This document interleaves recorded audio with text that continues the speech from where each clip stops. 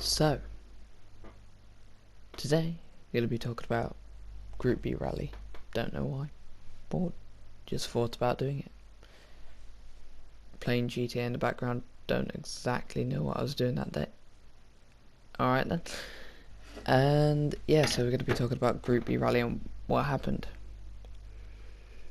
Group B was a set of regulations introduced in 1982 for competition vehicles in sports car racing and rallying, regulated by the Fédération Internationale des Automobiles, the FIA.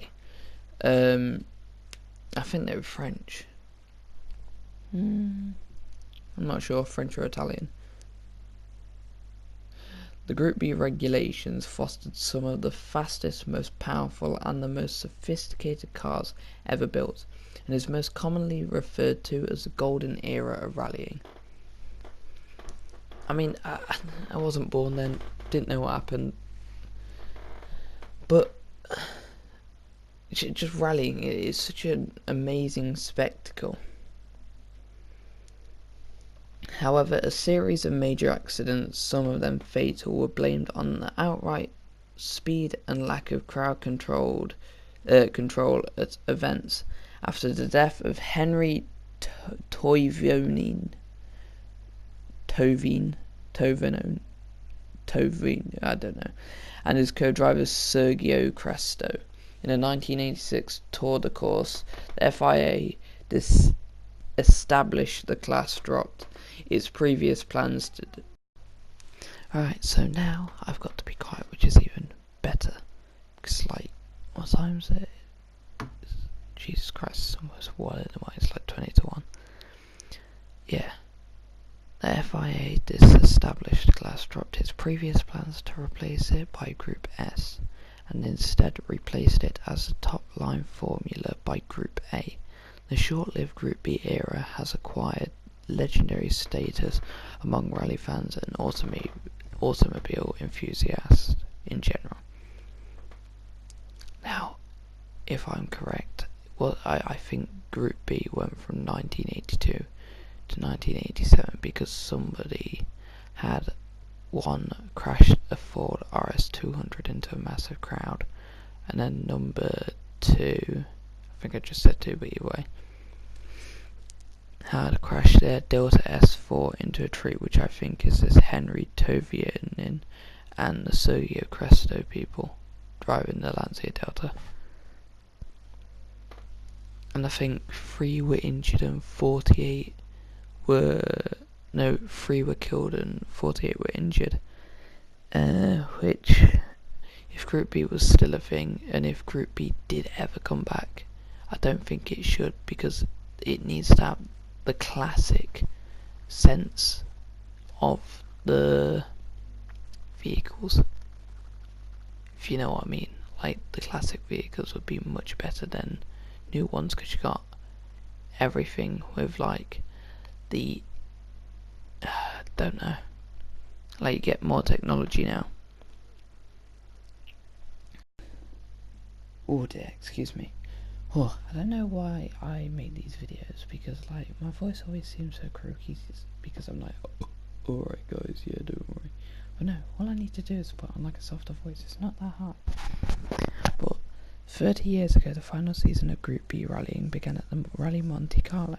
For many rally fans, the Group B era still represents the pinnacle of the World Rally Championship, a 4-year period from 1982 to 1986, when cars were allowed unlimited amounts of boost, and rallying came close to rivaling Formula 1 in popularity. That's quite...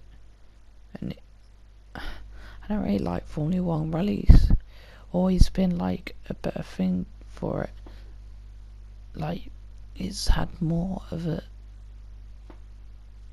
fast-paced thing to it.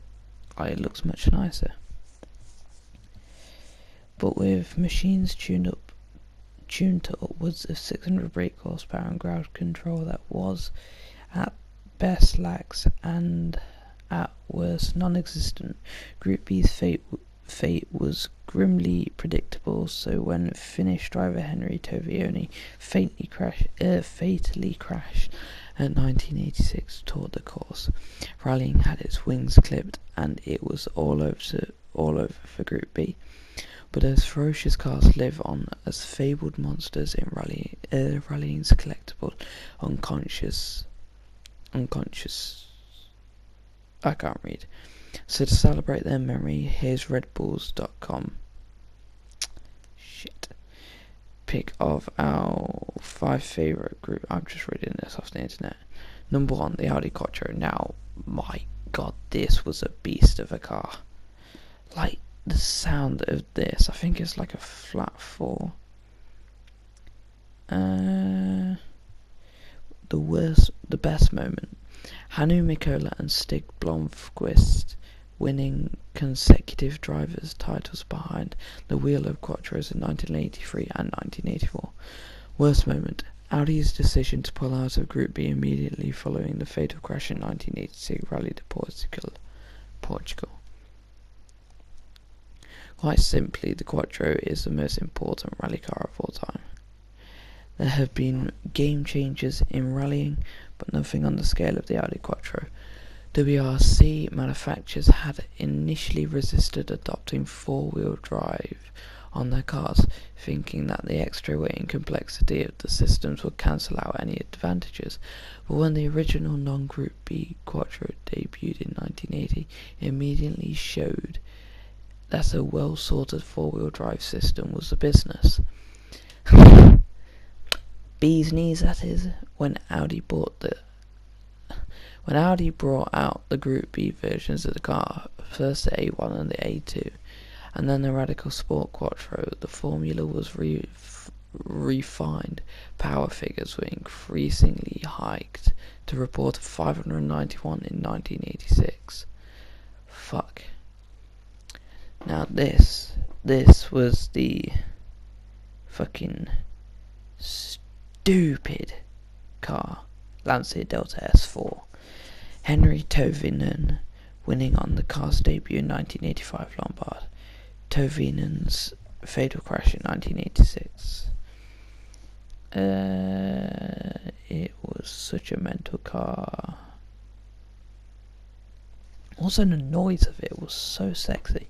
Peugeot 205 T16, which my dad just loves. Best moment, claiming 2 straight constructors and drivers titles with Timo Salonen and Juha Kankunen. Why does everybody sound so like Japanese or Indian? Worst moment, Ari Vatanen's career-destroying crash in his 205 T16 at the 1985. I don't know about that. Ooh, the Ford RS200. Cale Grundle's third place on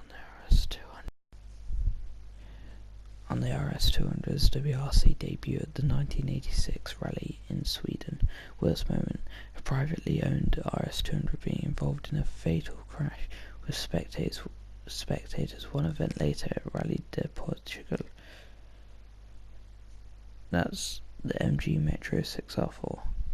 The Rover version, the computer vision, is such a mental car. Group B getting binned 6 months into the 6R4's competition life. Ooh, that sucks balls. Either way, is that it?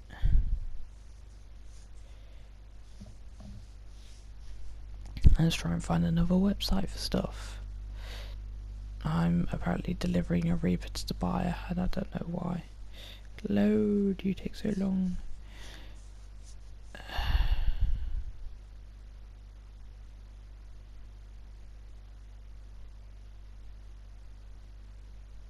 Yeah, no, this is just the same, so I'm going to end the video there. I think I've given you enough facts.